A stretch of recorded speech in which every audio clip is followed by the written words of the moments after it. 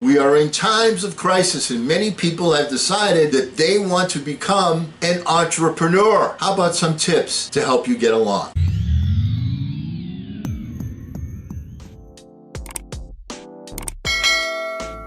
Hello again, everyone. I'm Eli's dad with Project Eli, where we educate, we lead, and we inspire. And first of all, let me say that we are all entrepreneurs. We are all in business for ourselves. Whether you think you are or you're not, you're in business for yourself. But to get to that point where you are the owner of your own business, in reality, there are too many people out there that you have to embrace the correct habits if you want to become a successful entrepreneur.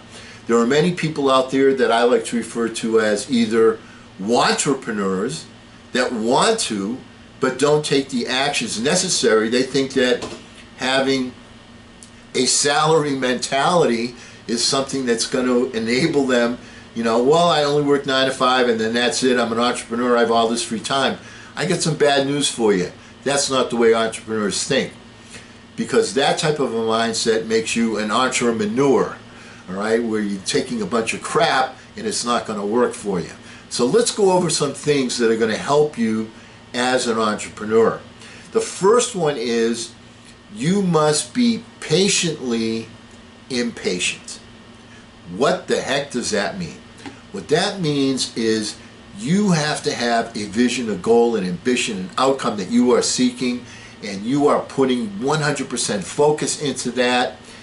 And you have to be excited about that, and you have to be impatient about achieving it. That's on the one hand. On the other hand, you have to recognize that there are always going to be roadblocks and potholes that are going to force you to take pause every now and again, and sometimes even more often than every now and again. So you must be patient and understand that once you get that vibe out there to the infinite mind and you're taking action and you're getting some help from your intuitive self, from the infinite partner that is giving you some mind flashes or creating circumstances for you to help you achieve the goals that you desire and you deserve, because you've singled out that particular burning desire, that the infinite mind has its own timetable, and you must be patient. So you must be patiently impatient. Does that make sense? Second, you've got to set yourself boundaries. We've talked about the fact that you become the 5 people that you hang around with the most. You've heard that before. I'm not the only person that said that. I'm not the first person to say that. It's critical that you set up specific boundaries for yourself. There are some people that you're going to have to either eliminate or minimize the time that you spend. The biggest thing that you have, the biggest asset, here's the word I'm looking for, the biggest asset that you as an entrepreneur possess is your time. And how you dole that out, how you divide that up, how you apportion that is critical. And as far as setting boundaries are concerned, you have to do 2 things. You have to set up boundaries with people. You have to learn to say the word no.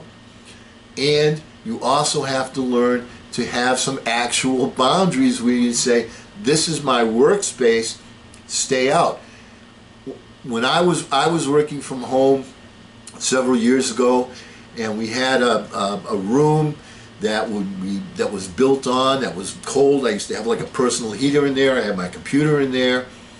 And Eli, you were a little puppy back then, but there was one rule that you understood very clearly. When Daddy's in that room with the door closed, do not enter. That is a boundary. All right? If I open the door, then you could come in. But I set up that boundary. And the same thing was true with your mom. All right? When that door was closed, that means I'm at work. I don't want to be disturbed. And You have to set up that kind of a boundary. And I mention this because most people starting out as entrepreneurs right now especially are working from their home. So make sure that you set up boundaries as far as your time is concerned, with the people you spend your time with, and physical boundaries where you will not be disturbed. Third thing you want to do is make sure that you have a routine developed.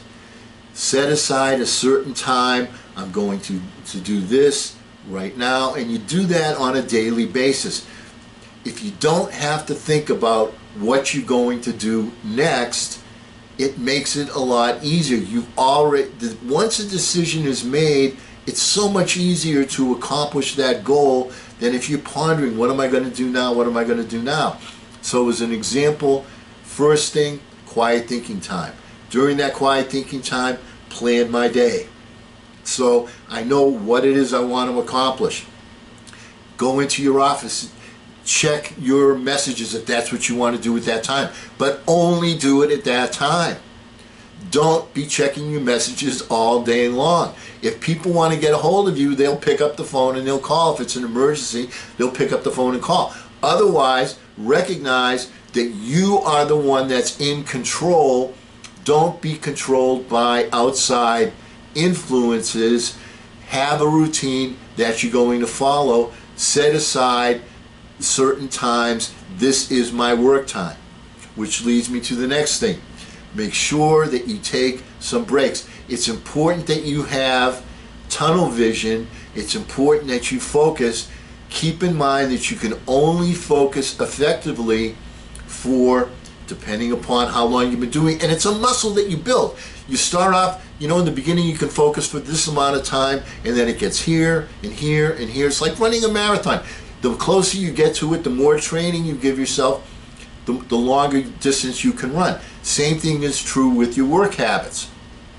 But understand that once you get to 3 or 4 hours, then your mind starts to turn to mush, and you got to take a break. And when you're taking a break, that does not mean, if you want to go back and you got work to finish, that doesn't mean, okay, now I'm going to go grocery shopping, or now I'm going to check my messages. No. What that means is you regenerate. You take that time, you give yourself some quiet time to pause, reflect, let your brain rest, just the same way as if you were, as an example, lifting weights. All right, you lift weights and you're doing, 10 of these, whatever you call these. All right, you're doing 10 of those, and then you get to the point where you can't do it anymore, and you stop and you rest and your muscles regenerate. And if you want to do it again later, you can, but you can't go on to that next one because you've gone as far as you can go. Let your mind regenerate.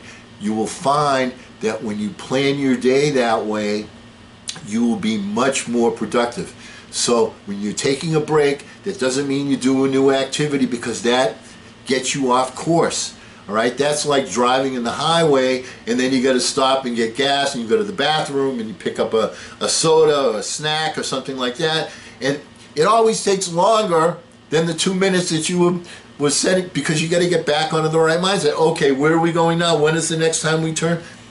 Keep your eye on the road, but it's okay to pull off to the side of the road and take a snooze break. Find effective ways to communicate with your people.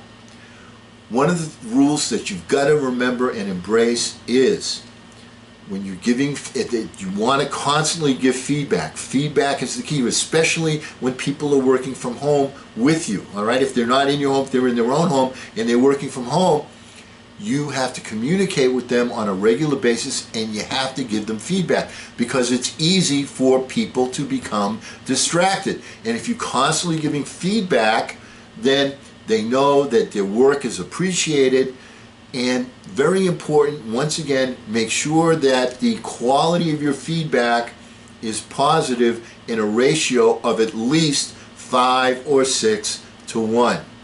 Make sure that you're giving positive feedback. And those times when you're giving negative feedback, make sure that you start off with a softening statement. My goodness, Joey, you did such a good job on that particular project that we worked.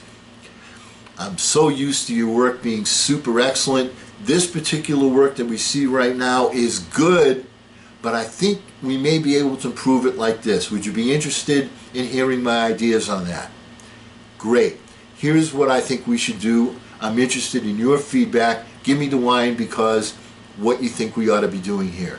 Does that make sense? So make sure that when you're giving a critique that you follow it up with a conversation where do you see where that might make things more productive for us if we do it that way? Or we could try it that way. What do you say? Let's give it a try. Also keep in mind, however, that when you assign somebody a task to perform, be careful about being too much of a micromanager. Remember, the reason why you had that person working with you in the first place is because you think they have talent, you think they're able to perform that particular function, or they shouldn't be in that position. The point is, when a person of some skill level comes up with a game plan, they will work harder to complete the game plan that they themselves came up with than one that is thrust upon them. So allow your people to come up with their own game plan, have them express it to you, and sometimes if you know it's not going to work out, if it's not going to be too big a bust, let them do it just so they can find out for themselves that it's not going to work out. But if it is going to be something that's going to be very costly, either time-wise or money-wise, then you've got to let them know and see the logic in it and step in. But most of the time, let the people come up with their own game plan. They will work much harder to make their game plan work than they will to make one that you force them to follow. And finally, be flexible and realistic. Times have changed. There are certain, I'll give you an example. There's a company that I've worked with where they have printed materials that they send out to people, a monthly newsletter, and this monthly, and also, of course, on the internet, so on. But in this monthly newsletter, you have to give them like a month's notice. So if you want to have a program, let's say, this is November, if you want to have a program, let's say around Valentine's Day, you have to let them know right now because they need a month's notice to prepare it for the print so that it can go out at the right time. Well, guess what? Times have changed. We have to make adjustments, and I'm just giving you one example. You have to make adjustments. The internet works instantly. So what you want to do is change your focus to the internet, to your Facebook page, to your Instagram page, whatever it is. You want to change your focus to that page so you're not held captive by a tool that you use. Remember, tools are there to help you. They are not there to control you. This is not the Terminator, all right, where the machines are in control. We are in control. So make sure that you're flexible, and just because in the past you used to do things that way when things were quote unquote normal, times are changing and changes are happening so quickly. I mean, hopefully we're going to get a vaccine to solve this virus. When that happens, a lot of things are going to change instantly in a New York minute. But until that time, we are in the position that we're in. But you've got to be prepared to go either way. You've got to be prepared to, all right, if we're going to plan that off down the road, fine. But if it's something that we need to do because it's apropos right now, the reason to not do it isn't to say, because we've got to wait for that newsletter 2 months down the road. If something needs to be done now, do it now. Be flexible and be realistic. All right, just a quick review. The things we want to talk about is be patiently impatient, set your boundaries, have a routine that you follow. When you're taking your breaks, make sure you do take breaks, every 3 to 4 hours minimum, and make sure that when you're taking those breaks that it's a rest period, not a new activity. The fifth one is find effective ways to communicate with your people. When you do communicate with them and you give it, make sure you're giving feedback. Feedback is the breakfast of champions. Make sure that you give them feedback. Make sure that the proportion of positive to negative feedback is 5 or 6 to 1. And of course, be flexible and realistic, especially now when who knows what tomorrow's new normal is going to be. And because we'll never end a meeting on a philosophical note, especially for you entrepreneurs, let's get out there and take charge. I'm Eli's dad.